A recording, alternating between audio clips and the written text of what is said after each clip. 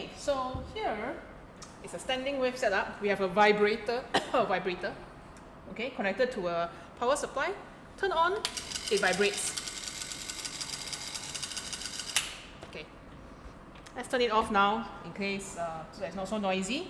And then on the other end, we have this wooden wedge, okay? And the purpose of the wooden wedge is to provide a sharp point of contact so that the wave coming from the vibrator will reflect on this point.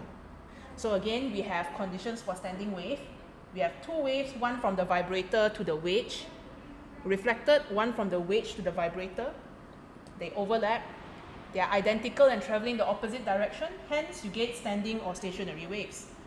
So right now, we are going to turn it on, and what I will do is I will press down so that the reflection is a bit better and cleaner, and then I'm going to use my hand to pull and adjust the tension on the string, okay? And when I adjust the tension on the string, what I'm changing is actually the speed of the sound wave, how fast the sound wave is moving. So in this standing wave, what I'm changing is not the pitch. I didn't change how fast this metal strip or this vibrator is vibrating. What I'm changing is how fast the wave is traveling along the string by adjusting the tension, very much like how you would adjust your guitar by adjusting the fretboard, so I'm adjusting the tension. And when the speed changes, as the tension changes, you'll be able to see different standing waves. So let's see how that looks like. I'm going to start with the first fundamental frequency. Turn it on now. And what I'm going to do is I'm going to increase the tension so that we only get that one loop. There we go. This is fundamental frequency. You will notice that there's an anti-note in the middle, and then there are notes where I'm holding and also where the vibrator is at. Okay, now I will loosen the string a little bit in hopes to find the first. So now you see that there's two loops with a note in the middle where the anti-note was once was. Anyway, just again. Okay, so somewhere here like this. Okay, notice that the wavelength is shorter by half. Just now it was this long. This is half a lambda. This is half a lambda. And then as I change the tension until a certain point, now what was half a lambda is now one whole lambda. I will adjust the tension a bit more. I'm going to decrease the tension so that I can fit 1.5 wavelength inside. So notice that the wavelength is still shorter. There are two notes. Two notes. Here and here. Okay. It's not very clean, but hopefully you get the idea. I'm going to slacken the string a bit more, hoping to find 4. Or 4, I miss Ellie. 2, 3. 3 notes, meaning there are 4 loops. This is 2 lambda. So you can see how by changing the frequency, I'll get different wave shape. And then I can take out my good old trusty meter rule to measure the distance between notes and notes. And the distance between note and note is 1 lambda. So from here, you can tell that the wave speed is actually getting slower because lambda is getting shorter. Okay, I think that's it. A brief and quick demonstration to show you how standing wave looks like on the string. So here's the variation of the string experiment. Okay, you have a string. You are changing the frequency with this vibrator right here. So this is your variable. Well, they are changing F. And then you will see what kind of patterns from a string. Now, if you get a chance to do this in lab, then good. So what's going to happen is you will come to a certain point, certain frequency where you will see a very nice shape on the string like this. Wow, that turned out kind of nicely. Okay, and then the bottom part, just to show that it's oscillating up and down like zoom, zoom, zoom, zoom, zoom, zoom, zoom, zoom, zoom. So yes, there's a bottom part too. And then this part is fixed. So you see the string move like that. This is what we call a fundamental node. Fundamental mode, not node, sorry, mode. So whatever frequency where you see this thing appear, this is what we call the fundamental frequency, of course. Fundamental frequency, which we call F0, F0 lah. Okay, and what would the wavelength be?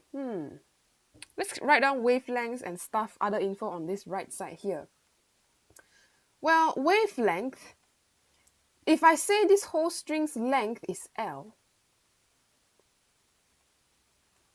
okay, then this L is actually half a wavelength, because you know full wave is usually like this ma, but now it's only this part. So half a wavelength is L, the length of a string. So if I rearrange it, then I will have lambda equals to 2L. That is the wavelength of the fundamental node, okay? 2 times the length of a string. Okay, so that's the fundamental node.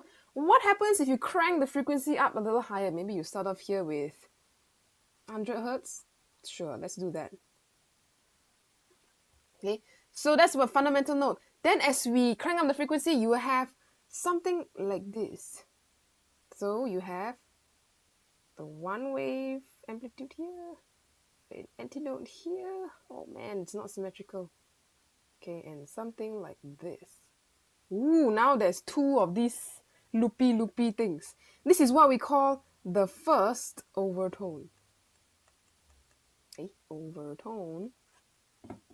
And yes, oh, I forgot to label the nodes and antinodes. Here is a node, node, and of course, antinodes here lah, where the amplitude is the maximum. Here only got 2 nodes, 1 antinode. Very simple. So how would the frequency relate to the fundamental node? Good question. This is times 2, because before that is, you know, 1 lumpy. Now there's 2 lumpy things, loopy things. So now your first overtone frequency will be 2 times of your fundamental frequency. So this is kind of like times 2. Times 2. Okay, and you get that. So if you use 100 Hertz at first, then this one becomes 200 Hertz. Some people call it harmonics higher. So in musicians, you say, oh, you use the higher harmonic, the first harmonic, the second harmonic, the same thing. And the length, okay, so the length here is now, oh, it's a full wavelength fit into a string. Yes, very nice. So now your length will be a full wavelength. Let's just call this lambda 1. Why not? This one called lambda 0. Okay, so L equals lambda. Very nice. Very straightforward. Let's keep going. Draw more and more until your page runs out of space. What happens when you come next? Well, this one here actually has 3 sections. This is our second. Oh man, this is not very curvy now. Second overtone. That looks something like this. Okay, and then of course there's the corresponding negative or positive amplitude in dotted line. Okay, to show that it's moving. And you have all the nodes here. Node, node, node, node, antinode, antinode, antinode. Okay, take a guess. What's the frequency of this second overtone? F2. F1 is 2 times. So this one should be 3 times, because now you see it's 3 sections here. So 3 times of your original fundamental frequency, F0. So if you take the original, you times 3 it, you will get this. And this one we call, if you calculate it, it will be like 300 Hertz. Okay, so you see it's just getting higher and higher frequency. And how are you going to write out the length for this one? So the length of the string now is divided into 3 parts. How would you write that out? 3 sections. You can say, oh, this is 1 wavelength. So it's like 1.5 wavelength. So 1.5, or you say 3/2 of a wavelength of your wave. Okay, if you rearrange this, is lambda 2 by the way, then you have lambda 2 equals to 2/3L. Okay, how do you know this? You look from the beginning. Also, there's also a relationship for these wavelengths and lengths. If you take the original length wavelength here, lambda 0, if you times 2 over here, sorry, not times 2, I meant divide by 2, okay, you will get this one. Okay, see on the left side, times 2 divided by 2, because here is lambda 1 equals L. Yeah, right for you. Okay, so 2L become L. Then the third one, okay, now you divide by 3. Notice the pattern? Divide by 2, divide by 3. So here is times 2, times 3. Why is that? You may wonder. Well, here's a reminder. When you have a kind of wave on the string, for this experiment, we're going to assume the V is constant. We're not changing the string mass or string tension because here we tie to a wall. So if your frequency increase, your wavelength have to decrease low. Okay, so that's why here on the left side you see times 2, times 3, right side is divide 2, divide 3. Okay, I think we have one more to go. Okay, so let's draw the third overtone. You guess how it would look like? So we separate out into 4 now. So we have something like this. Zoop, zoop, zoop, zoop. Oh man, that was a bit out of shape. Okay, then you have the corresponding other part, positive or negative amplitude. So now this is the third overtone. And of course, what frequency will you have? F3 will have 4 times, see, 4 sections of your original fundamental frequency. So if your original was 100 Hertz, this would be 400 Hertz. It's fair. Can I draw the arrow, purple arrow if I can? Times 4. Wavelength, same thing. So now you have to think of, okay, the length of the string. How many wavelengths are there inside the length of the string? 1 wavelength. Here, 1 wavelength. 2 wavelengths. Okay, so we'll just say L equals to 2 lambda. 2 wavelengths. So this is your lambda 3 already. So the wavelength lambda 3 will be the length of the string, but cut into 2 parts because you can fit nicely, 2 wavelengths fit inside there.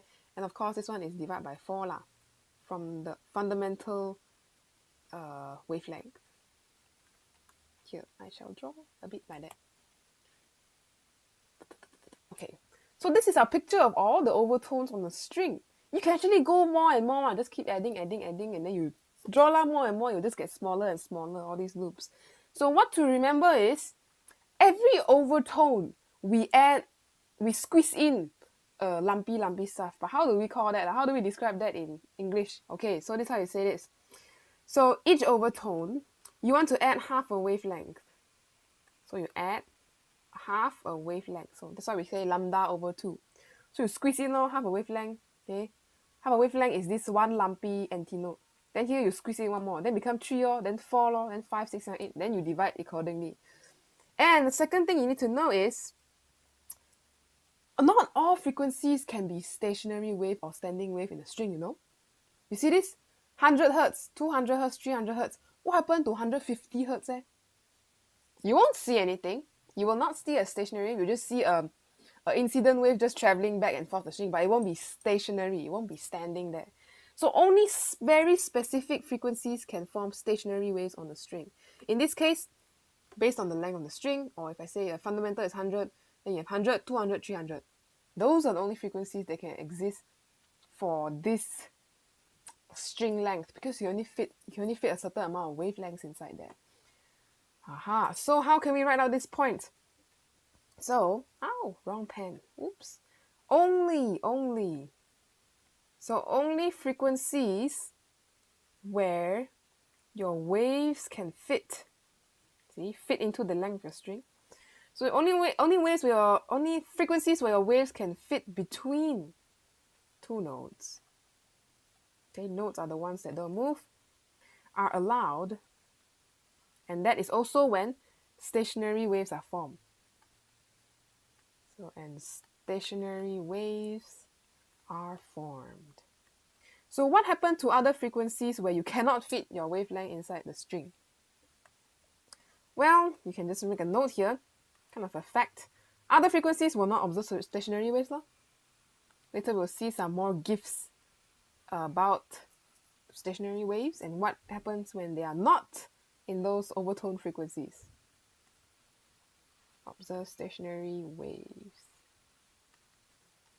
Okay, so these are a few facts, okay? So remember, each time you go up an overtone, you are adding half a wavelength, and only certain frequencies can fit inside a string. So you have those overtones, natural overtones of a string. Okay. Oh, I forgot to label this one. Let's go. Node, node, node, node. This is a na na na na na thing. Okay. Notice how both ends are always nodes for this string experiment because what both ends are fixed, ma. One end fixed to the vibrator here. One end fixed to the wall. Fixed up. Okay, so let's look at some gifts to better understand this whole stationary wave idea.